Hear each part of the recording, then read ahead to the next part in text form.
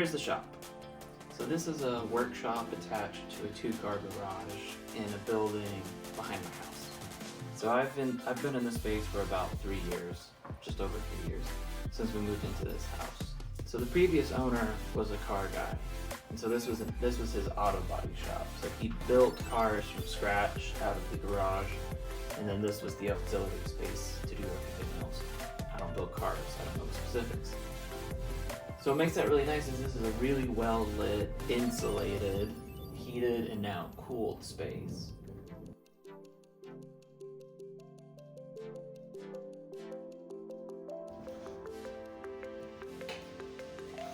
Here's the studio.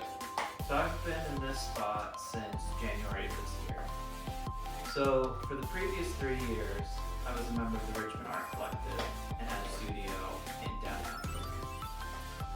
Back in January, we were faced with a absurd rent hike, which forced the residency to find a new building. However, I didn't feel that building was a really good fit for the kind of work that I was doing and want to do in the future. So I kind of struggled with the decision, but ultimately decided to move everything into here.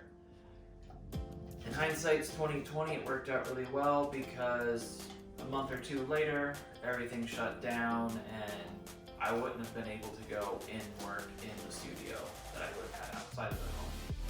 So the benefit that I've had this year is that whilst in quarantine, I've been able to rebuild my workspace into something that I'm quite happy with now. It's almost fully up to par, we'll say, but it's finally to the point where I can get back into a momentum of making things rather than rebuilding this space. And you'll have to forgive me here, but I gotta take advantage of this into a really stupid transition.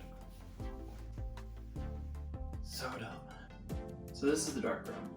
So when I moved the studio into the space out there, I couldn't really figure out how to get the dark room in there at all. So rather I decided to bring the dark room into the house, specifically into the basement and into the laundry room. It's a pretty good sized laundry room and we weren't using a lot of the extra space, so it wasn't too difficult to transition. All I had to do was build a little wall with a doorway to make it light tight. There is a lot more that I want to do with this space. However, I had to remember that perfect is the enemy of good or even done. And I kind of had to stop toiling away and start getting back to work in here. So it'll change a lot over the years, but I'm glad to be able to be back to making stuff in a functioning dark room.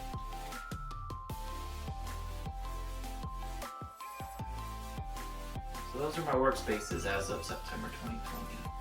Part of making this video is I'm really interested to look back on this down the road a year, 2 years from now and see how drastically everything's changed. Especially as I think back and look at how drastically things have changed so far. Especially this year, 2020. So as makers, almost all of us share the things that we make. But not so often do we share the spaces in which we make them. And for us, those spaces are very much a part of us. So that was part of my motivation for making this video. To any other makers out there, please share your spaces with everyone else and feel free to send them to me. I'd love to see them. Thanks everyone.